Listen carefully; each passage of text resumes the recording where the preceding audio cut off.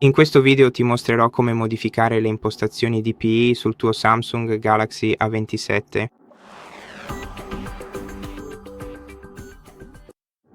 Per farlo, dovrai aprire le impostazioni e aprire il display.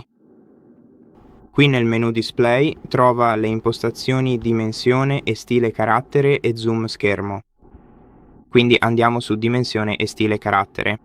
Qui possiamo regolare lo stile del carattere, che influenzerà leggermente i nostri DPI, ma possiamo anche rendere il carattere più in grassetto spostando l'interruttore verso destra.